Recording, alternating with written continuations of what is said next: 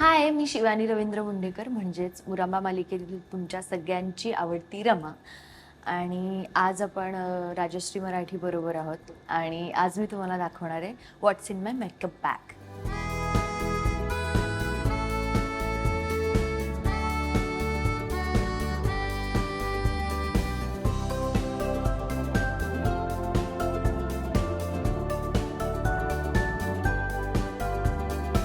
So माझ्याकडे एक bag नसते मेकअपची, कधीच 2-3 असतात. ह्या दोन दोन आहेत आणि तिसरी जी आहे ती आमच्या मेकअप दादांकडे आहे सेटवर नॉर्मल टचअप करण्यासाठी.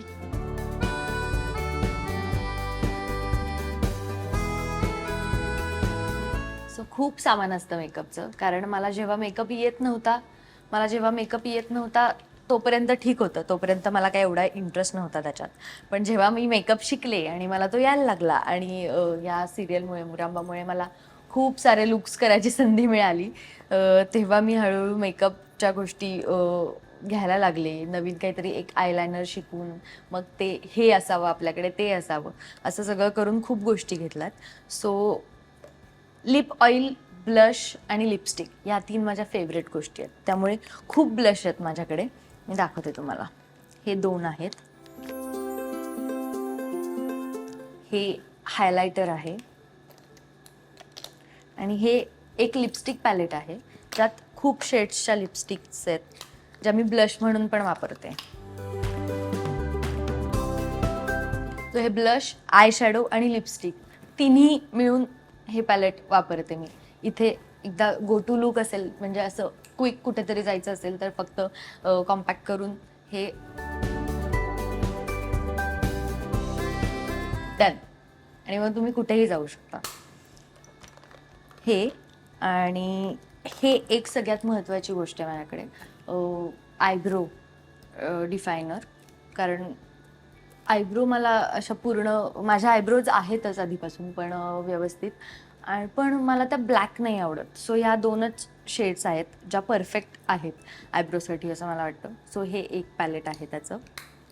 हे I shadow palette, he strobe cream.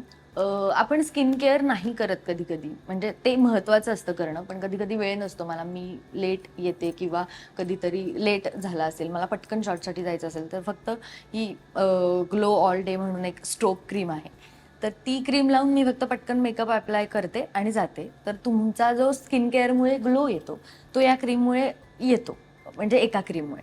So ही एक खूप महत्त्वाची क्रीम आहे. आणि जेव्हा माहीचे लुक चालू होते वेगवेगळे, तेव्हा मी खूप कलर्सचे आयलायनर आणि खूप वेगवेगळ्या कलरचे काजळ असं घेतलं होतं. सो हे जे 2 पेन आहेत ते खूप इंटरेस्टिंग आहेत खरं तर. यात वेगवेगळ्या कलरचं आयलायनर आहे. मला ब्लू हवं असेल तर ब्लू, ते बिघडलंय, हे बघ. हे पिंक आहे, हे ब्राऊन आहे, हे अजून एक डार्क ब्राऊन, आणि हे तुम्ही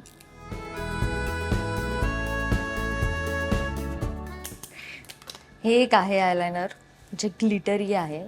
हे माहीसाठी मी खूप वापरलंय, खूप जास्त.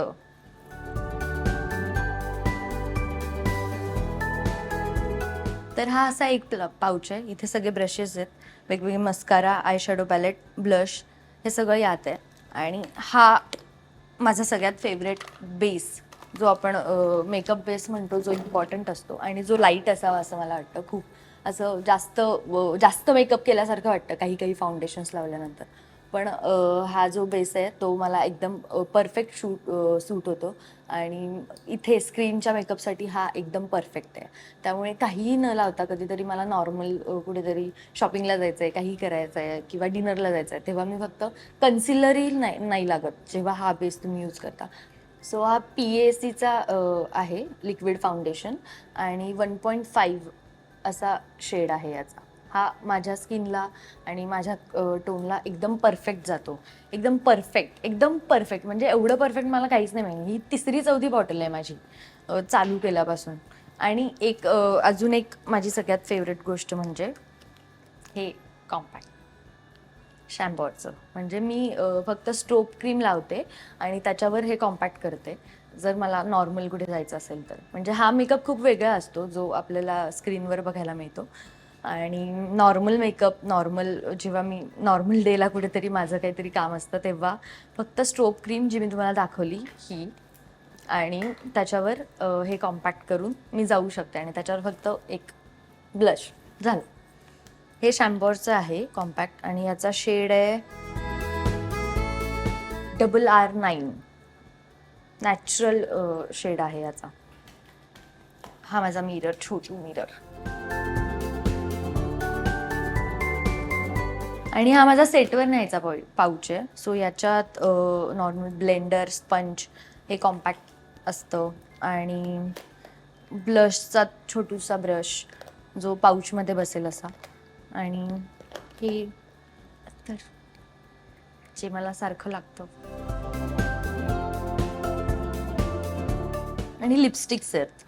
आणि हा पण एक बेस आहे. हा डर्माचा बेस आहे. D4 शेड आहे या डर्माच्या बेसची. हा असा दिसतो. हा पण मी वापरते म्हणजे इथे स्क्रीनच्या मेकअपसाठी हा आणि हा मिक्स करून वापरते.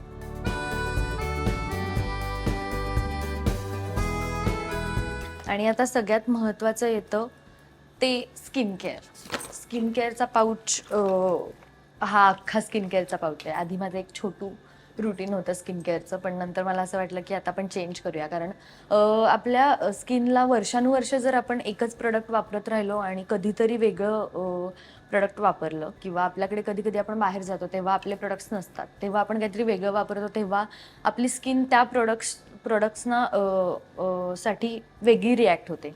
त्यामुळे मला असं वाटतं की आपल्या स्किनला एकाच गोष्टींची सतत म्हणजे खूप वेळापर्यंत सवय लागू नये, म्हणून आपण सतत एखादी गोष्ट ॲड करत गेलं पाहिजे किंवा एखादी कमी करून दुसरी एखादी गोष्ट ॲड करत गेलं पाहिजे. तर हे मी माझं चेंज केलेलं स्किन केअर रुटीन आहे. तर आधीच्या स्किन केअर रुटीनमध्ये 3 स्टेप्स होत्या फक्त, पण आत्ता खूप आहेत. हे राईस वॉटर टोनर जे आपण घरी तयार करू शकतो. म्हणजे आपण जे आपले तांदूळ असतात त्याचं राईस वॉटर कसं करायचं हे प्रत्येक मुलीने बघितलेलं असेल आजपर्यंत. सो हे मी राईस वॉटर केलं आहे. ते नॉर्मल सकाळी टोनर म्हणून किंवा आता जर मी मेकअप केला आहे आणि आता मला थोडंसं रिफ्रेशिंगवालं हे मिस्ट असतं ना ते म्हणून पण वापरू शकतो. आणि हे सिरम्स आहेत. हे 3 वेगवेगळे सिरम्स आहेत जे मी हे मेकअप करताना वापरते, मेकअपच्या आधी. जर नॉर्मल मी घरात असेन आणि मला सकाळचं स्किन केअर करून बसायचंच असेल, बाकी घरातच असणार आहे दिवसभर, तर मी हे वापरते व्हायटॅमिन सीवालं. आणि हे एक नवीन सिरम मी घेतलं आहे. हे कोरियन स्किन केअरमध्ये असतं. सो हे कोरियन स्किन केअर थोडंसं ॲड केलं मी यात. सो हे एक सिरम आहे.